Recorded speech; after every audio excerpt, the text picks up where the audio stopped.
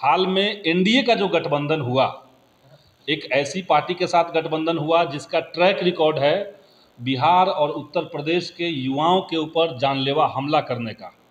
महाराष्ट्र नवनिर्माण सेना, मनसे जिसको हम लोग कहते हैं, उसने घोषित रूप से अपना एजेंडा बना रखा है कि अगर महाराष्ट्र में, मुंबई में, यूपी और बिहार के युवा आएंगे तो उनके ऊपर हमला किया जाएगा। और कई एक ऐसी घटनाएं हुई हैं, आपने देखा भी होगा कि अभी से 5-6 साल पहले बिहार में एक बड़ा आंदोलन इसको लेकर के भी हुआ था, जब महाराष्ट्र में एक बिहार के छात्र को मनसे के लोगों ने बुरी तरीके से पीटा था। और वैसी एक ताकत के साथ जो देश में खुलेआम किसी इलाके को बिहारियों से मुक्त करने की बात करता है, उसके साथ भाजपा का हाथ मिलाना ये साफ साफ दिखाता है कि उत्तर प्रदेश और बिहार के जो युवा हैं उनको अपमानित करने में, अपमानित करने वालों का साथ लेने में भाजपा को कोई आपत्ति नहीं है।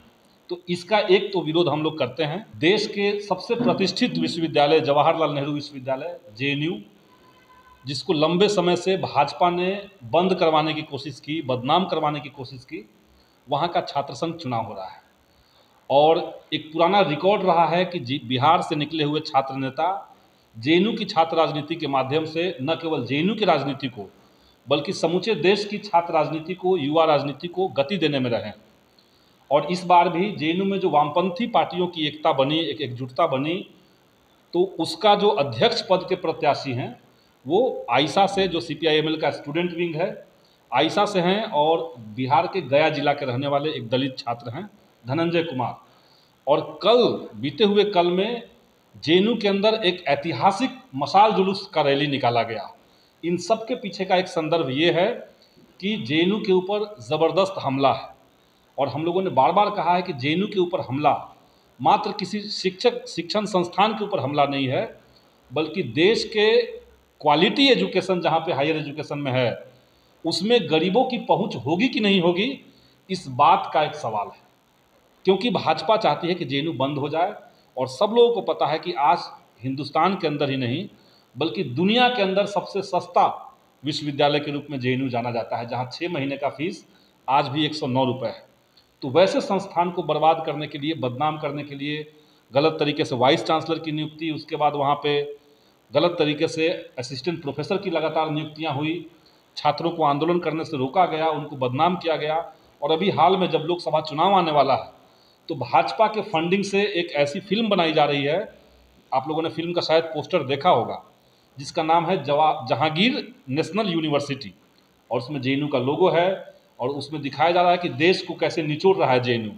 और सवाल दिया गया है कि क्या एक यूनिवर्सिटी देश को तोड़ सकता है, जबकि पूरे देश ने देखा, पूरी दुनिया ने देखा कि जिस दौर में जेएनयू को विवादित बनाया गया था उसका वीडियो फर्जी था, और भाजपा के आईटी सेल वाले लोगों ने उसका वीडियो बना करके प्रोपेगेंडा किया।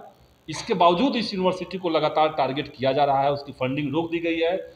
6,500 करोड़ रुपए सरकार ने फंडिंग रोक करके उसको हेफा के माध्यम से लोन दिलवा दिया है। तो वैसे संस्थान को बचाने के लिए दिल्ली के जवाहरलाल नेहरू विश्वविद्यालय में तमाम वामपंथी पार्टियों का एक महागठबंधन बना है, और उसमें चारों पैनल पे हम लोग इस बार चुनाव में मजबूत दावेदारी कर रहे हैं।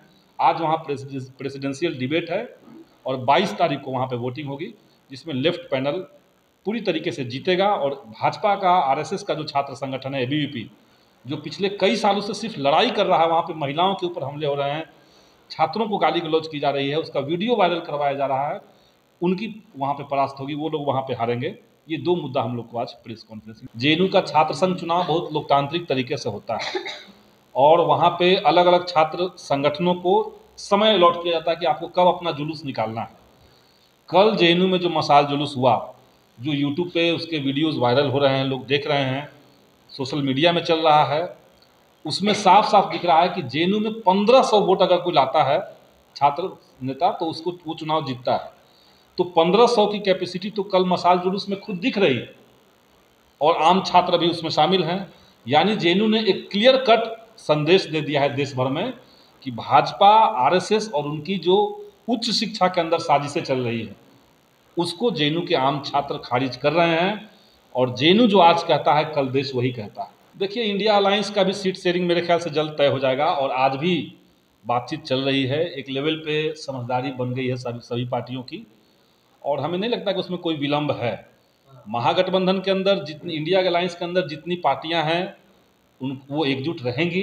एनडीए की तरह कोई लोग छिटक करके चला जाएगा, कोई लोग तोड़फोड़ हो जाएगा, ये यहाँ संभावना नहीं है। भाजपा 400 पार कर रही है। भाजपा अगर पिछले बार का भी अपना देख ले तो वो 400 तो पार नहीं हो रहे हैं।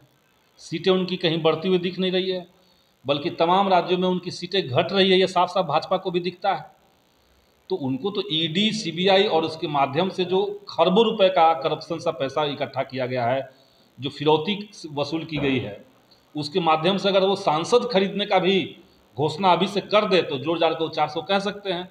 लेकिन इस बार जनता समझ चुकी है और किसी भी पार्टी को इस बार जनता चुनेगी भाजपा को हराने के लिए ही। पशुपति पारस का स्वागत कर रहे हैं आप? देखिए, हम लोग स्वागत क्यों करेंगे? पशुपति पारस जी जिस पार्टी में थे, एनडीए के गठबंधन के थे, वहाँ से उनकी कोई वैचारिक टकराहट नहीं। वो अलग हुए हैं तो सिर्फ इस सवाल पे अलग हुए हैं कि उनको सीटें नहीं दी गई या उनका वहाँ सम्मान नहीं हुआ। अगर वो भाजपा के द्वारा लोकतंत्र और संविधान पे जो हमला चल रहा है उसके खिलाफ खड़ा होकर के बाहर निकल के आते तो निश्चित तौर से हम लोग उनका सम्मान करते, उनका स्वागत करते। लेकिन वैचारिक टकराहट नहीं है, वैचारिक भिन्नता उनके अंदर नहीं है। सीटों का मामला है तो महागठबंधन में देखा जाएगा क्या कर सकते हैं उसको। शिक्षा विभाग में जिस तरह से पॉलिसी और जिस तरह से फरमान बन रहा है, जिसके आगे और पीछे कोई प्रैक्टिकलिटी नहीं देखा जा रहा कि वो प्रैक्टिकल है कि नहीं है, वो लागू होगा कि नहीं होगा, उसको बगैर देखे सिर्फ कोई आदेश निकाल देना, ये जो रवैया शिक्षा विभाग का है, इससे शिक्षा का कल्याण तो क्या होगा बल्कि शिक्षकों के अंदर और छात्रों के अंदर भारी रोष बना हुआ है। आप देख लीजिए कि कल तक शिक्षा विभाग ने घोषणा कर रखा था कि हम होली के दिन भी बच्चों का इम्तहान लेंगे। होली के दिन जब पूरे देश में होली का त्यौहार मन रहा होगा, उस समय बच्चों को कहा जा रहा है कि आपको मैथमेटिक्स का एग्ज़ाम देना पड़ेगा। और कल जाकर के वो बदला। इतना ज़्यादा बार हम लोगों ने फ़ोन किया और सब प्रयास हम लोगों ने किया, इसके बाद शिक्षा विभाग ने कहा कि ठीक है, उसको हम आगे बढ़ा देते हैं।